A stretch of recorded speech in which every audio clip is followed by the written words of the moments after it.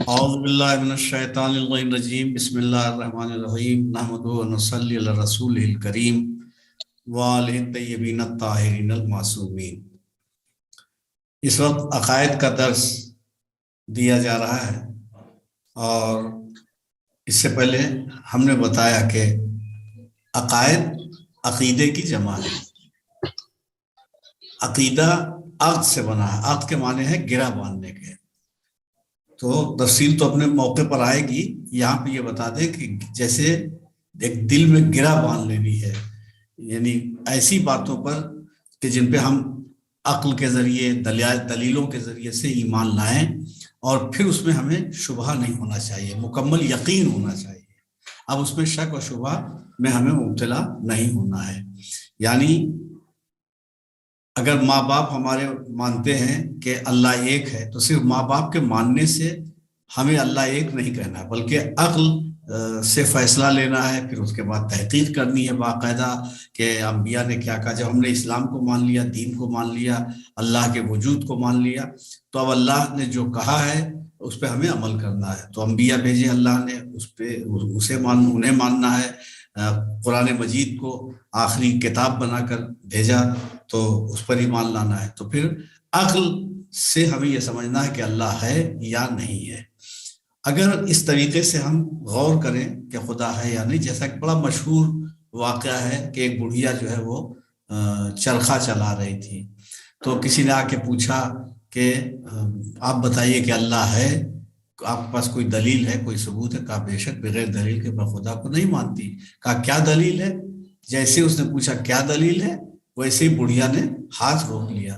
جب ہاتھ روک لیا تو چرخہ بھی رک گیا۔ تھوڑی دیر میں چرخہ رک گیا تو کہا دیکھو، جب میں اس چرخے کو چلاتی ہوں تو یہ چلتا ہے، جب ہاتھ روک دیتی ہوں تو چرخہ رک جاتا ہے۔ تو جب ایک چرخہ بغیر بنانے والے کے نہیں چل سکتا، تو اتنی بڑی دنیا بغیر بنانے والے کے کیسے بن سکتی ہے؟ تو ایک بڑھیا نے جو جس کام میں وہ تھی، اس کام کے ذریعے سے اللہ کے وجود کو ثابت کر دیا۔ اب آپ اگر چاہیں تو آپ کے ارد گرد بھی جو کچھ ہے اس سے آپ خدا کو پہچان سکتے ہیں۔ آپ جس مکان میں ہیں، ہو سکتا ہے کہ آپ کے والد یا دادا کے زمانے میں مثلا اگر مکان بنا ہو تو آپ نے اس کو بنتے ہوئے نہ دیکھا ہو، لیکن 100% یقین ہے کہ اس مکان کو کسی نے بنایا ہے، بغیر بنائے ہوئے کے نہیں بن سکتا۔ آپ لال قلعہ دیکھتے ہیں، آپ تاج محل دیکھتے ہیں، آپ اور بھی عمارتیں بہت سی دیکھتے ہیں کہ جسے آپ نے بنتے ہوئے نہیں دیکھا، لیکن ایک لمحے کے لیے بھی شک نہیں ہوتا کہ یہ اپنے آپ بن گیا ہوگا۔ تو تاج محل اپنے آپ نہیں بن سکتا، لال قلعہ اپنے آپ نہیں بن سکتا، ہمارا گھر اپنے آپ نہیں بن سکتا، جو لیپ ٹاپ یا موبائل آپ کے سامنے ہے یہ اپنے آپ نہیں بن سکتا، جو کاپی، ڈائری، پین آپ کے ہاتھوں میں ہے، آپ کے پاس ہے، یہ ڈائری اپنے آپ نہیں بن سکتی، یہ پین اپنے آپ نہیں بن سکتا۔ حد یہ ہے کہ جو کھانا آپ کھاتے ہیں، یہ روٹی اپنے آپ نہیں بن سکتی، یہ گوشت اپنے آپ نہیں بن سکتا، یہ چاول اپنے آپ نہیں بن سکتا۔ تو یہ ساری چیزیں جو دن رات ہم دیکھا کرتے، کوئی ایک چیز ایسی نہیں ہے کہ جو اپنے آپ بن گئی ہو، کوئی نہ کوئی اس کا بنانے والا ہے، کوئی نہ کوئی ذریعہ، کوئی نہ کوئی سبب ہے جس کی وجہ سے یہ بنا ہے۔ تو اب جب دنیا کی کوئی چیز بغیر بنانے والے کے وجود میں نہیں آ سکتی، تو اتنی بڑی دنیا بغیر بنانے والے کے کیسے بن سکتی ہے؟ یہ ہماری عقل بتاتی ہے، عقل ہمارا ساتھ دیتی ہے۔ اگر عقل سے کام لیا جائے تو دنیا میں کوئی خدا کے وجود کا انکار نہیں کر سکتا۔ ایک خدا کی ضرورت ہے، خدا کی ضرورت ہے، بنانے والے کی ضرورت ہے، پیدا کرنے والے کو ماننا ہوگا۔ لیکن بس بات یہ آ جاتی ہے کہ بنانے والا ایک ہے، دو ہے، چار ہے، جیسا کہ ہم نے اس سے پہلے بتایا تھا، تو عقل یہاں پہ الجھ جائے گی۔ اس کے لیے اللہ نے 1,24,000 انبیاء بھیجے، اور جب نبوتوں کا سلسلہ تمام ہوا تو ہمارے 12 امام آئے، اور عورتوں کے لیے نمونۂ عمل کردار کے اعتبار سے جناب سیدہ صلوات اللہ علیہ کی ذات گرامی ہے۔ تو یہ چہاردہ معصومین علیہ السلام ہم سب کے لیے نمونۂ عمل ہیں۔ انہوں نے بتایا کہ اللہ ایک ہے۔ آخر نبی سے پہلے حضرت آدم تک انبیاء آتے رہے، اپنے اپنے دور میں ایک خدا کا اعلان کرتے رہے۔ 1,24,000 انبیاء میں کسی ایک میں بھی اختلاف نہیں ہے، کسی نے کہا ہو کہ 2 خدا ہے، کسی نے کہا ہو 3 خدا، نہیں، بلکہ آدم سے لے کے خاتم تک ہر نبی نے یہی بتایا کہ اللہ ایک ہے، اور ایسا ایک ہے جو دو نہیں ہو سکتا، اور وحدہ لا شریک، اس کا کوئی شریک نہیں ہے، اس کی توحید میں کوئی شریک نہیں ہے۔ تو اب اللہ کے وجود کے ہم قائل ہوئے عقل کے ذریعے سے، اللہ ایک ہے یہ ہمیں ہمارے نبی نے بتایا، یہ ہمارے اماموں نے بتایا، یہ قرآن مجید نے بتایا۔ اب دیکھیے دنیا میں بہرحال ہر طرح کے لوگ ہیں، کچھ لوگ تو ایسے ہیں کہ جو خدا کو سرے سے مانتے ہی نہیں، کچھ لوگ وہ ہیں کہ جو خدا کو مانتے تھے لیکن آگے چل کر کے گمراہ ہو گئے اور خدا کے وجود کا انکار کر بیٹھے۔ ایسے ہی ایک بادشاہ تھا، تو پہلے تو وہ اللہ کو مانتا تھا، خدا پرست تھا، خدا کو مانتا تھا، لیکن اب ظاہر سی بات ہے کہ اس کو ہر طرح کے مشورہ دینے والے اور رائے دینے والے ہوتے ہیں، تو کچھ ایسی اس کے ذہن میں بات بیٹھ گئی کہ وہ بھی اللہ کے وجود کا منکر ہو گیا، انکار کر بیٹھا، اس نے بھی اعلان کر دیا کہ خدا نہیں ہے۔ اس طریقے سے وہ کفر اور الحاد کی طرف مائل ہو گیا، یعنی اللہ کو ماننے والا تھا لیکن وہ مخالف ہو گیا، اور وہ کہلا کہ اللہ نہیں ہے اور یہ دنیا اپنے آپ بنی ہے، یہ دنیا عالم وجود میں آٹومیٹک آ گئی ہے۔ تو اس بادشاہ کا وزیر جو شروع سے خدا پرست تھا، خدا کا ماننے والا تھا، اسے بہت تکلیف ہوئی کہ ہمارا بادشاہ اتنا اچھا خاصا تھا، مومن تھا، اللہ کا ماننے والا تھا، ایک اللہ کا ماننے والا تھا، نہ جانے کس نے اسے گمراہ کر دیا اور اب یہ خدا کے وجود کا انکار کر بیٹھا ہے۔ تو یہ وزیر جو تھا یہ بادشاہ کو سال میں ایک بار، چونکہ تھک جاتا تھا دماغ، تو سال میں ایک بار جب بہار کا موسم آتا تھا تو سیر و تفریح کے لیے بہت سرسبز و شاداب علاقے میں الگ الگ مقامات پہ لے جایا کرتا تھا، تاکہ سال بھر کی ذہنی تھکن بہار کے اس موسم میں دور ہو جائے۔ تو اب انتظار کر رہا تھا یہ وزیر کہ جب وہ زمانہ آئے جب ہم بادشاہ کو لے کر کے چلیں، تب اس کے بعد ہم کوشش کریں کہ بادشاہ کو یہ یقین دلائیں کہ اللہ ہے، بغیر خدا کے یہ کائنات نہ بن سکتی ہے نہ چل سکتی ہے۔ تو اب جب وہ زمانہ قریب آیا جس میں بادشاہ کو وہ سرسبز و شاداب مقام پہ، ہرے بھرے مقام پہ لے جاتا تھا، تو اس بار اس نے بالکل ایک نیا کام کیا۔ وزیر نے بادشاہ سے کہا کہ اس بار ہم آپ کو بہت خوبصورت اور ہرے بھرے اور ہریالی بھرے علاقے میں نہیں لے جائیں گے، بلکہ فلاں صحرا میں آپ کو لے کے چلیں گے، فلاں جنگل میں۔ آپ جنگل تو وہ ہوتا ہے جہاں درخت ہوتے ہیں، صحرا وہ ہوتا ہے کہ جہاں ریت بالو وغیرہ ہوتی ہے۔ تو کہا ہم فلاں صحرا میں آپ کو لے کر کے چلنا چاہتے ہیں۔ تو بادشاہ نے کہا کہ ہم ہمیشہ ہر سال ایسی جگہ پہ جاتے ہیں جہاں ہرا بھرا موسم ہوتا ہے، بہار کا موسم ہوتا ہے، پھول کھلتے ہیں، پتے نکلتے ہیں، نئی شاخیں نئی کوپلیں نکلتی ہیں، چڑیاں چہچہاتی ہیں، پرندے چہچہاتے ہیں، خوبصورت موسم ہوتا ہے، دل بہلتا ہے۔ تو تم اس ہریالی بھرے علاقے کو چھوڑ کر کے ایسی جگہ لے جانا چاہتے ہو جہاں خاک اڑتی ہے، جہاں دھول اڑتی ہے، جہاں ریت اڑتی ہے، وہاں جا کر کے ہم کیا کریں گے اس صحرا میں، جہاں نہ کوئی عمارت ہے، نہ کوئی بلڈنگ ہے، نہ آبشار ہے، نہ پانی ہے، وہاں ہم سوائے پریشان ہونے کے اور کیا ہوں گے۔ تو وزیر نے کہا کہ جہاں بنا پہلے وہ صحرا تھا اب صحرا نہیں ہے، اس لیے تو آپ کو ہم لے چل رہے ہیں۔ کہا ایسا کیسے ہو سکتا، وہاں تو کوئی کام ہی نہیں ہوا، تو یہ تبدیلی کیسے آ گئی؟ کہا رہے بس جہاں بنا وہاں تو خود بخود بہترین چشمے پھوٹ پڑے ہیں، زمین سے چشمے پھوٹ چکے ہیں، اور بغیر کسی کے بنائے ہوئے عالیشان محل بن چکا ہے، اتنا عالیشان کہ آپ چلیں گے دیکھیں گے تو دل خوش ہو جائے گا۔ آپ کے محل سے بھی زیادہ عالیشان محل کی تعمیر ہو چکی ہے، اپنے آپ اسے کسی نے نہیں بنایا، وہ محل تیار ہو گیا۔ بادشاہ نے جب یہ سنا تو کہلا تم پاگل ہو گئے ہو، بھلا محل بغیر بنانے والے کے بن سکتا ہے؟ یہ کیسے ہو سکتا ہے، یہ تو ممکن ہی نہیں ہے۔ تو وزیر نے اب موقع بالکل صحیح پایا اور اس موقع پر کہا کہ بادشاہ سلامت، جب بنانے والے کے بغیر ایک مکان نہیں بن سکتا، ایک چھوٹی سی بلڈنگ، ایک چھوٹی سی عمارت اپنے آپ نہیں بن سکتی ہے، تو اتنی بڑی کائنات، اتنی بڑی دنیا اپنے آپ عالم وجود میں کیسے آ سکتی ہے؟ بادشاہ نے یہ بات سنی تو اسے اپنی گمراہی کی طرف توجہ ہوئی کہ واقعی ہم غلط راستہ ہم اختیار کر چکے تھے، اور صحیح بات ہے کہ جب ایک بلڈنگ، ایک عمارت بغیر بنانے والے کے نہیں بن سکتی، تو یہ زمین، یہ آسمان، یہ چاند، یہ سورج، یہ ستارے، یہ اتنی بڑی کائنات، اور سب سے بڑی بات یہ کہ عجیب الخلقت مخلوق انسان، کہ جس میں پوری دنیا کے صفات پائے جاتے ہیں، یہ حیوان بھی ہے، یہ پتھر بھی ہے، یہ خشک لکڑی بھی ہے، درخت بھی ہے، ہر طرح کے صفات اس میں پائے جاتے ہیں، یہاں تک کہ جانور درندے ہوتے ہیں، چرنے والے ہوتے ہیں، ہواؤں میں اڑنے والے ہوتے ہیں، تو یہ انسان بھی حیوانوں جیسا ہے، ان میں کچھ ایسے ہیں کہ جو چیر پھاڑ ڈالتے ہیں دوسروں کو اپنا فائدہ حاصل کرنے کے لیے، کچھ وہ ہوتے ہیں کہ جیسے چرتے ہیں، کھانے پینے کے عادی ہیں جو جانور، تو اسی طریقے سے یہ کھانے پینے ہی کو زندگی کا تمام سرمایہ سمجھتے ہیں، کچھ وہ ہیں جو فضاؤں میں اڑا کرتے ہیں، تو یہ بھی خیالی پلاؤ پکایا کرتے ہیں اور قابل تصور میں اڑتے رہتے ہیں، اور حقیقی زندگی کا کوئی ہدف، کوئی نشانہ، کوئی پلان، کوئی منصوبہ ان کے سامنے نہیں ہوتا ہے۔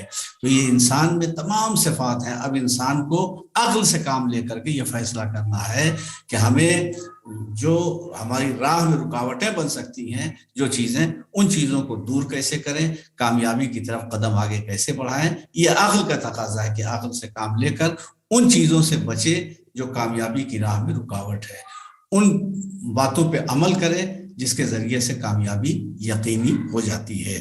تو دیکھیں بادشاہ اپنے عمل پہ بہت شرمندہ ہوا اور وزیر کا احسان مند ہوا کہ تم نے ہمیں گمراہی سے پھر راہ راست پہ پہنچا دیا، ہم تمہارے شکر گزار ہیں کہ ہماری عاقبت تم نے بچا لی، ہماری آخرت تم نے بچا لی۔ تو ہمارے اماموں نے اور امام کے چاہنے والوں نے اس دین کو اس طریقے سے بچایا ہے، گمراہوں کے درمیان تبلیغ کی ہے، اور اپنے اخلاق اور اپنے کردار کے ذریعے سے انہیں راہ راست پر لائے ہیں۔ تو اللہ کے وجود کو ماننا، اللہ کے وجود کا قائل ہونا ضروری ہے، اور صرف یہ نہیں کہ مان لیا کہ ہاں اللہ ہے، بلکہ اللہ ایک ہے۔ اب دیکھیے 360 خداؤں کو مان رہے تھے کفار مکہ، مشرکین مکہ 360 خداؤں کو مان رہے تھے۔ ایسا نہیں کہ وہ خدا کے منکر تھے، خدا کو مان رہے تھے، اور ایک دو نہیں، 360 خداؤں کو مان رہے تھے۔ تو ان کے لیے بہت آسان تھا کہ نبی کریم یہ کہہ دیتے کہ بھائی 360 تم مانتے ہو، ایک میرے والے خدا کو بھی مان لو، ایک میرے والے خدا کو بھی مان لو۔ تو ان کے لیے بہت آسان تھا، جو 360 کو مانتے تھے وہ ایک اور بڑھا دیتے، 361 کو مان لیتے۔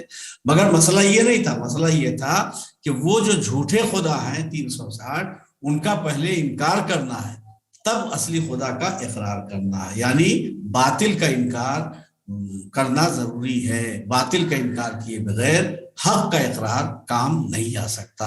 ہمارے کلمے کی بنیاد ہی یہی ہے، لا الہ الا اللہ، یعنی پہلے باطل خداؤں کے وجود کا ہم نے انکار کیا کہ نہیں ہے کوئی الہ، تب اس کے بعد اصلی خدا کا اقرار کیا، الا اللہ کا۔ تو جتنی باطل قوتیں ہیں، باطل طاقتیں ہیں، ان کا انکار ہمیں پہلے کرنا ہوگا۔ اسی طریقے سے رسول کو ماننا ہے، تو جتنے جھوٹے رسول ہیں جنہوں نے غلط دعوے کیے کہ میں اللہ کا رسول ہوں، مجھے اللہ نے رسول بنا کے بھیجا، ان لوگوں کا انکار کرے اور تب اصلی رسول کو مانے۔ اسی طریقے سے امام کا مسئلہ ہے، تو جتنے لوگوں نے غلط دعویٰ کیا کہ میں نبی کا جانشین ہوں، ان کا انکار کرے، اور جو واقعی اور اصلی جانشین ہیں انہیں مانے۔ تو یہ ماننا تب کافی ہوگا جب پہلے باطل کا انکار کر دے، جتنے جھوٹی طاقتیں ہیں، غلط دعوے دار ہیں، ان کا انکار کر کے جو اصلی ہیں، جو واقعی ہیں، جو حقیقی ہیں، تب ان کا اقرار کرے۔ لا الہ الا اللہ میں یہی فلسفہ پوشیدہ ہے کہ ہمیں چاہیے کہ ہم کبھی ایسا نہیں ہو سکتا کہ انہیں بھی مانے انہیں بھی مانے۔ تو 360 خداؤں کو چھوڑ دو، تب ایک خدا کو مانو۔ یہ بڑا مشکل مرحلہ تھا۔ جو 360 خداؤں کو مان رہے تھے وہ بالکل ایک ساتھ سب کو چھوڑ کر کے ایک خدا کو مانے، یہ ان کے لیے بہت مشکل تھا۔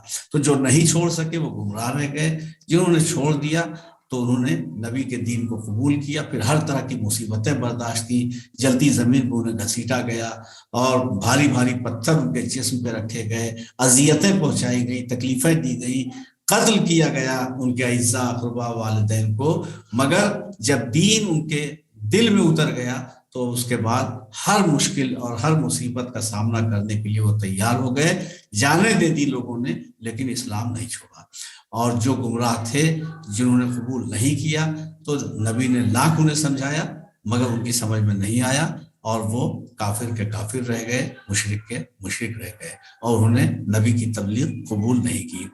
ایسے ہی یہ تو امام کا ایک چاہنے والا تھا جس نے بادشاہ کو بتایا کہ خدا ہے۔ اب دیکھیے ہمارے چھٹے امام حضرت امام جعفر صادق علیہ السلام، امام جعفر صادق علیہ السلام کو کھل کے کچھ تبلیغ کرنے کا موقع مل گیا۔ بنی امیہ اور بنی عباس اپنی کشمکش میں مبتلا تھے، بنی امیہ کی حکومت کو زوال تھا، بنی عباس اپنی حکومت قائم کرنا چاہتے تھے، تو اس میں تھوڑا وقت امام محمد باقر علیہ السلام کو، اور اس کے بعد کچھ دنوں کے بعد امام جعفر صادق علیہ السلام کو پورا موقع مل گیا۔ اور اگر واقعی امام جعفر صادق علیہ السلام نہ ہوتے تو دشمنوں کے لیے بہت آسان ہو جاتا کہ وہ اسلام کو مٹا دے، مگر جس اللہ نے اسلام کو پیش کیا تھا وہ اللہ اس دین کا محافظ تھا، اور اسی نے اسباب اور ذرائع پیدا کیے اور بنائے جس کی وجہ سے یہ اسلام باقی ہے اور یہ اسلام بچا ہوا ہے۔ تو امام جعفر صادق علیہ السلام نے گویا مسند علم بچھا دی، اور دنیا کے الگ الگ شہروں اور ملکوں سے لوگ آتے تھے امام کی خدمت میں، مختلف علوم اور فنون کو حاصل کرتے تھے، اور اپنے اپنے علاقے میں جا کر کے بیان کرتے تھے، تو لوگوں کو حیرت ہوتی تھی کہ یہ باتیں آپ کو کہاں سے معلوم ہوئی؟ تو وہ کہتے تھے قال امام جعفر صادق، امام جعفر صادق علیہ السلام نے فرمایا۔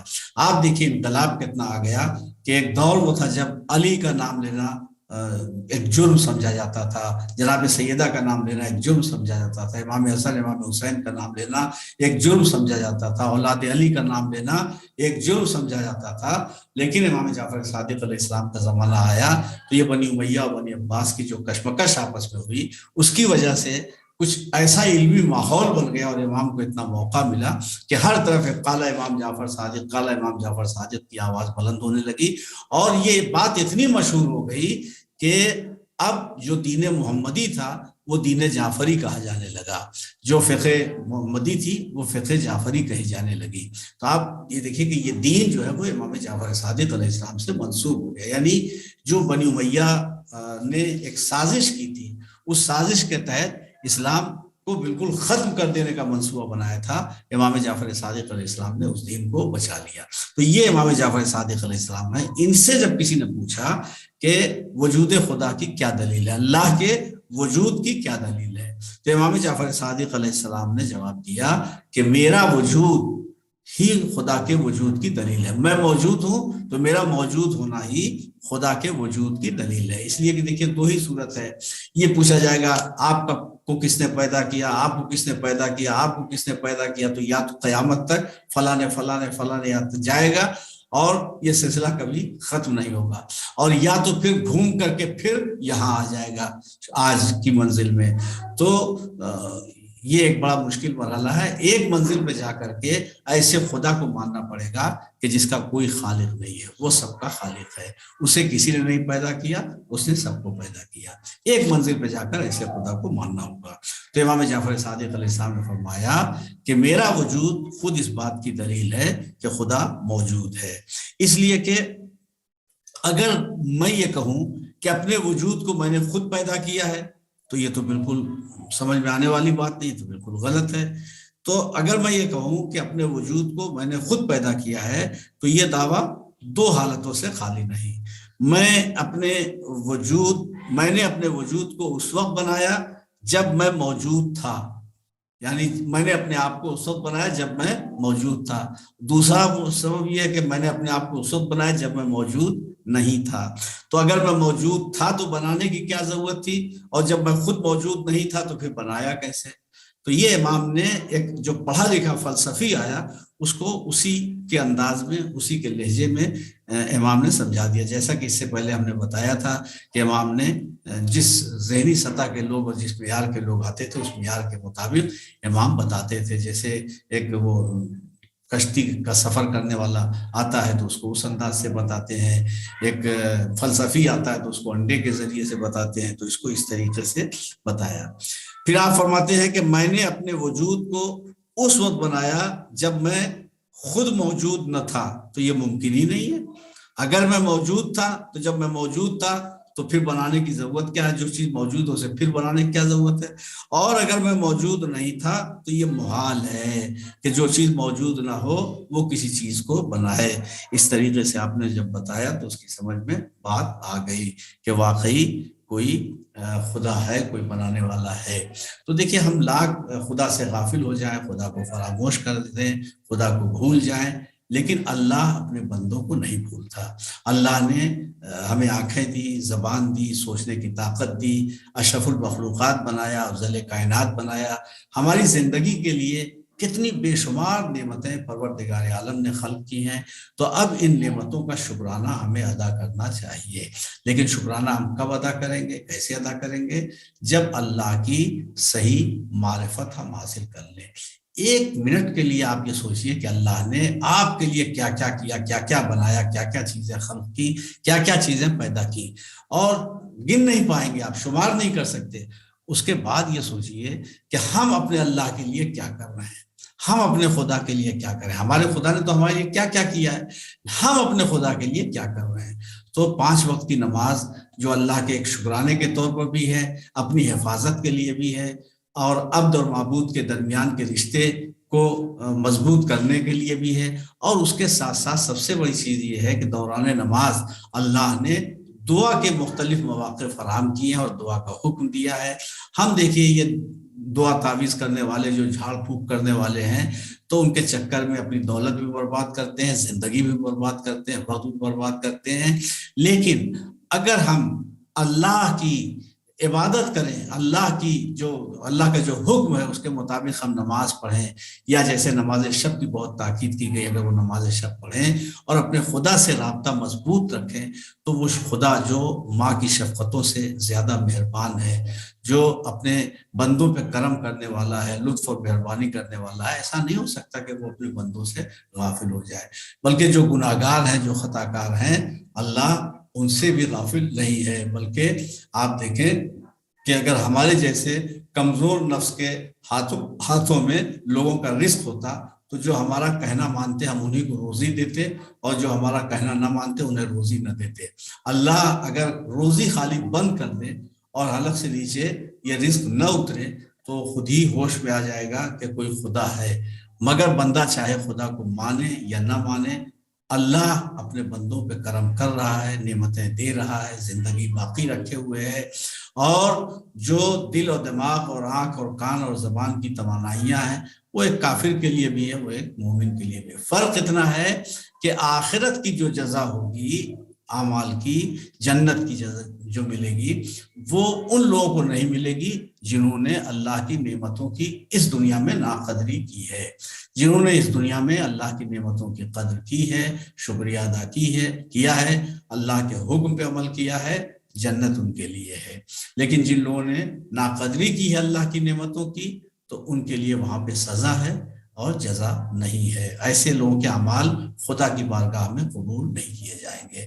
لہٰذا ہمارا فریضہ ہے کہ تمام مصروفیتوں میں سے تھوڑا سا وقت نکال کر ہم اپنے خدا کو پہچانیں، اپنے خدا کے متعلق غور و فکر کریں، اور یہ دیکھیں کہ ہمارے رسول نے خدا کے لیے کیا کہا، ہمارے اماموں نے خدا کے لیے کیا کہا، اور واقعی ہماری کیا ذمہ داریاں ہیں، ہم اپنے خدا کے لیے کیا کریں۔ اگر ہم ایک ایک لمحہ اس کے شکر میں ادا کریں تو شکریہ اس کا ادا نہیں ہو سکتا، لیکن بہرحال کم سے کم جو واجبات ہیں ان واجبات پہ عمل کر کے واقعی عمل سے ہم بتائیں کہ ہم اپنے خدا کو مانتے ہیں اور اس خدا پہ ہمارا ایمان ہے۔ فقط لا الہ الا اللہ کہہ دینا کافی نہیں ہے، جب تک کہ اللہ کے ذات کے ساتھ ساتھ اللہ کی بات بھی نہ مانی جائے۔ چلیے، خدا حافظ، فی امان اللہ۔ آج کا سبق تمام ہوا۔